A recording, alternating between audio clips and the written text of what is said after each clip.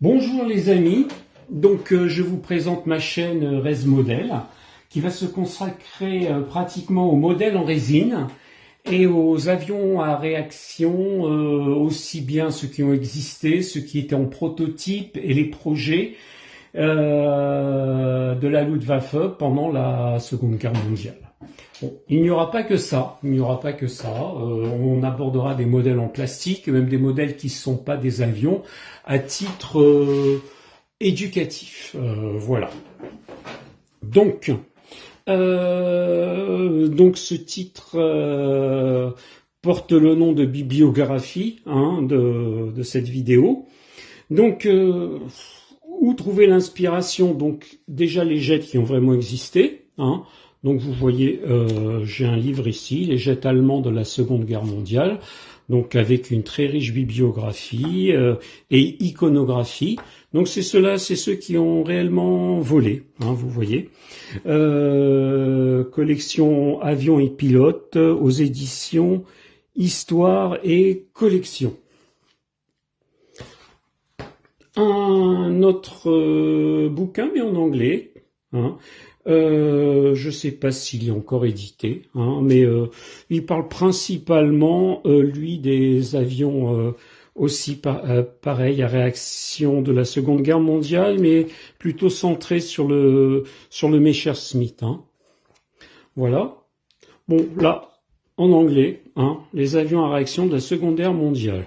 Vous avez quelques iconographies, on y reviendra, un livre extrêmement intéressant parce que le Messerschmitt 262 n'a pas été le premier avion à réaction. Peut-être le premier avion à réaction à combattre, mais le premier avion à réaction a été un Heinkel, le HE 176, et il a volé en 1939. Voilà, donc c'est un livre écrit en français, aux éditions IT Press, premier pilote de J, écrit par Lutz Wartschitz, qui n'est rien d'autre que le pilote d'essai, qui a piloté cet avion. On y reviendra, c'est très intéressant. Alors maintenant dans Aérojournal, aux éditions Caractère, mais c'est une revue qui paraît en librairie régulièrement. Consacré complètement au Messerschmitt dans tous les détails. Si vous voulez de l'iconographie et tout ça, vous avez tout ce que vous voulez. Toujours dans Aérojournal, j'ai acheté celui-là parce qu'il parlait d'une Junker, c'est-à-dire un avion, un bombardier à réaction. Bon là j'ai acheté chez Cultura comme vous voyez, j'ai acheté chez Cultura, mais si on tourne les pages, donc on va trouver l'article qui nous intéresse. Alors vous connaissez tous le Messerschmitt un peu classique, voilà. Là c'est il y a un article sur le Dornier, qui est très intéressant. Je le retrouve pas là, mais voilà, c'est l'avion à réaction, bombardier à réaction allemand. L'Arado Blitz, alors là il y a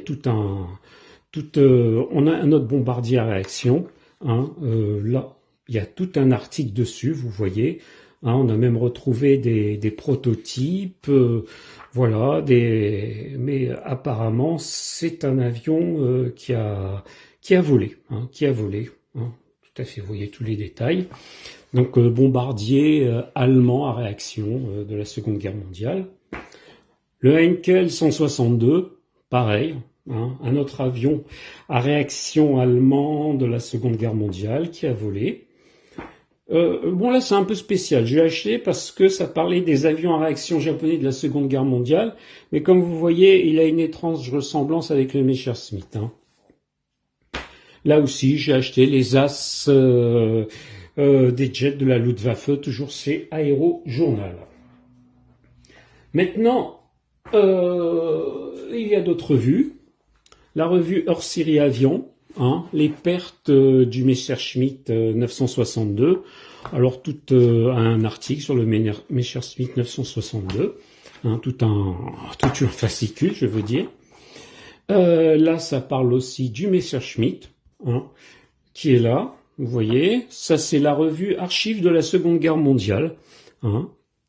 Alors, chez Aérojournal, j'ai acheté celui-là parce que ça parlait aussi du Dornier DO-17, encore des avions en réaction de la Seconde Guerre mondiale. Vous voyez, ce qui est intéressant, c'est le père de l'aile Delta. Hein. Vous voyez des projets d'avions allemands de la Seconde Guerre mondiale, très intéressants. Hein. Voilà. Mais apparemment, c'est des projets bon, qui n'ont jamais abouti, mais bon, on a retrouvé les plans. Vous voyez, le plus célèbre est le Leipzig. Hein. Très intéressant comme article. Je l'ai trouvé chez Aérojournal. Bon, là, juste une petite anecdote. Hein. Vous voyez une Svatiska, ça n'a rien à voir, ce n'est pas un avion allemand, c'est un autre pays, c'est les forces finlandaises. Bon, les jets de la Luftwaffe, on recommence, hein, mais c'est un très vieux Aérojournal, hein, si vous le trouvez, tant mieux, mais bon, il y en a d'autres, hein, vous voyez, tous les jets de la Seconde Guerre mondiale. Et puis là, j'ai les fanas de l'aviation, le Comet, avion très difficile à piloter. Voilà. Alors maintenant, on va avancer un peu plus. Alors, toujours aux éditions Aérojournal, hein, les jets de la Seconde Guerre mondiale, le numéro 8. Alors, le numéro 8, on trouve beaucoup de choses intéressantes. Là, vous avez les avions en réaction de la Seconde Guerre mondiale. Vous avez certains projets. Vous voyez, ça, c'est un projet des avions de la Seconde Guerre mondiale. Projet américain. Hein. Bon, il n'y a pas que des Allemands.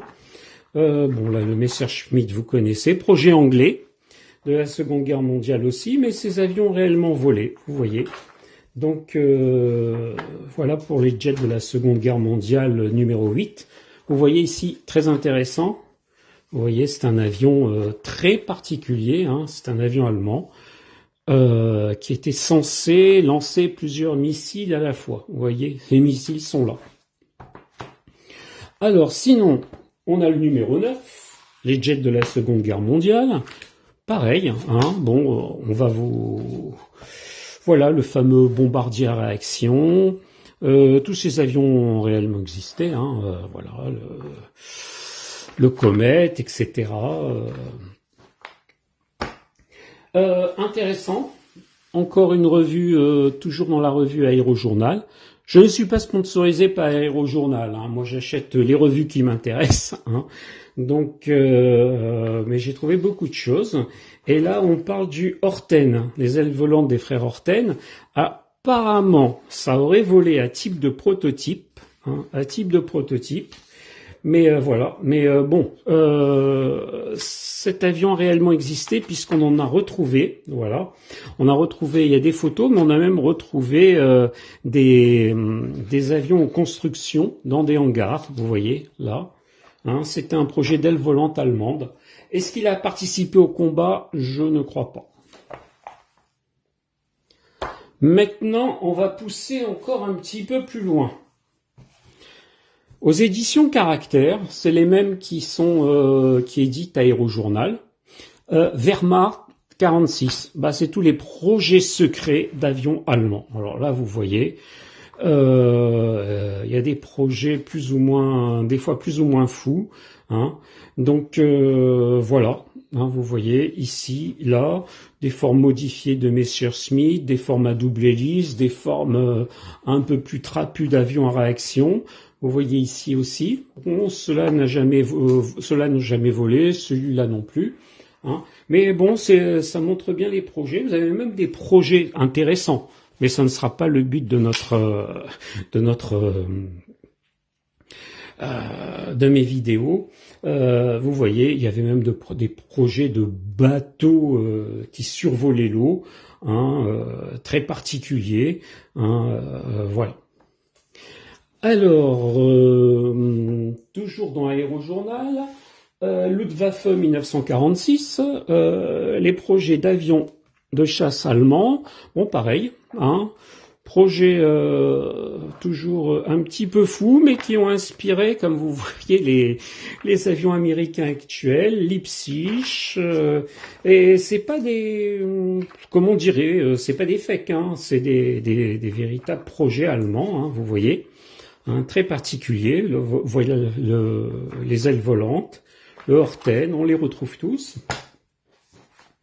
Alors encore un projet, celui-là, les chasseurs à réaction de deuxième génération, toujours chez Aérojournal. Hein.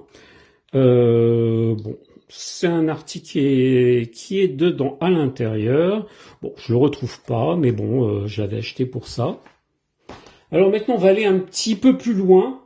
On va aller un petit peu plus loin et on va tomber sur des projets de plus en plus fous qui relèvent de la science-fiction.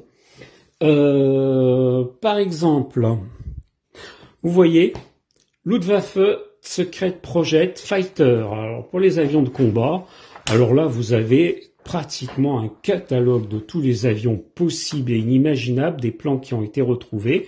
Hein, vous voyez, c'est des avions dont parfois certains relèvent de la science-fiction ou du futurisme. Hein, vous voyez, hein, c'est très particulier. Hein, donc, mais ces projets ont réellement existé. Hein, ce n'est pas des fakes, hein, comme vous voyez. Alors ça c'était voilà. Hein, vous avez l'édition Walter Sick. Non, ça c'est les auteurs. Hein, et l'édition, je crois que cette édition est épuisée. On y reviendra dessus de toute façon. Toujours dans la même collection, mais cette fois-ci c'est plus les chasseurs, mais les bombardiers. Alors pour les bombardiers, alors nous avons aussi des bombardiers les plus fous qui ont été imaginés, hein, comme vous voyez.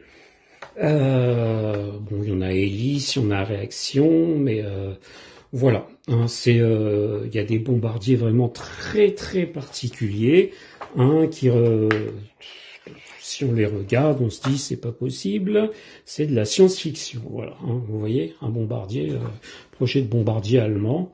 Ici, hein, c'est vraiment très particulier. Maintenant, dans une autre collection, on a Advanced Aircraft. Là, j'ai le volume 2. Voilà, le volume 1. Luftwaffe Advanced Aircraft Project 1945. Alors là, on va tout trouver aussi, tous les projets les plus fous des chasseurs allemands. Hein, vous voyez, hein, c'est bon, c'est des projets, mais c'est pas des fakes. Hein, tout ça est sérieusement documenté. Hein. Pour les fakes, on y reviendra après. Il y a eu des fakes. Mais là, voilà, les futurs, ce qu'avaient dans la tête les constructeurs allemands, si la guerre avait continué. Là, on a maintenant volume 2. Tiens, ici j'ai mis des petites choses, je ne sais pas pourquoi. En volume 2, c'est des maquettes. Hein. Bon, on y reviendra quand on abordera les maquettes. Et comme vous voyez, ici c'est la même chose. Hein. C'est toujours des avions les plus fous aussi. Là, vous voyez, on s'imagine un combat entre un avion de réaction anglais et allemand. Mais l'anglais a vraiment existé. Hein. C'est le Gloster Meteor. Mais bon, les Allemands avaient des projets. Regardez-moi ça. Regardez-moi cet avion très particulier. Hein. On va y revenir. Ça vous paraît un peu de la science-fiction, mais c'est réel. Hein. C'est très documenté. Et puis après, en dernier lieu, on a aussi toujours dans la même collection le tome 3. Hein. Voilà, Secret Project. Toujours. Ah non, ça c'était la collection que je vous ai montré tout à l'heure. Hein. Mais bon, c'est la même chose. Voilà les projets d'avions plus ou moins sophistiqués. Voilà. Donc, on a de la documentation pour faire ces projets secrets de la Luftwaffe. Avant de terminer, je voudrais juste vous dire, hein, à titre d'anecdote, hein, je vous avais dit que le premier avion à réaction n'était pas le Messerschmitt 262, mais le Henkel 176 en 1939. Voilà. Mais voilà une petite anecdote. C'est ça. En fait, le premier avion à réaction qui a essayé de voler mais qui n'a jamais réussi, en fait, date de 1910. C'est le Coanda. Comme vous voyez, un avion en résine. Hein, je l'ai acheté en Roumanie. C'est un avion en résine au 1/72e. Bon, ça on le fera beaucoup plus tard. C'est pas les projets secrets allemands de la Seconde Guerre mondiale. Mais bon, ça n'existe pas en France. Il faut l'acheter directement dans le pays où a été inventé justement cet avion à réaction. Donc, c'est un avion à réaction particulier puisque c'est un avion à réaction avec des haubans. Il a été créé par Coanda lui-même. Il a essayé de voler. Bon, il s'est fracassé contre un mur, il n'est pas mort, parce qu'il a voulu arrêter le réacteur et il a oublié que l'inertie d'un réacteur n'est pas du tout la même que l'inertie d'une hélice, donc ça s'arrête pas aussi facilement. Donc c'est un avion à réaction avec des haubans. Et pour une petite anecdote, un jour Eiffel a rencontré Coanda. Gustave Eiffel, le constructeur de la tour Eiffel, lui avait dit « Monsieur Coanda, vous êtes né 30 ans trop tôt ». Et justement, 30 ans plus tard, le premier avion à réaction allemand décollait. Mes chers amis, je vous remercie de m'avoir écouté. Si cette chaîne vous intéresse, n'oubliez pas de vous abonner à ma chaîne, cliquez sur le bouton s'abonner, n'oubliez pas de liker si vous aimez et éventuellement de partager. Au revoir.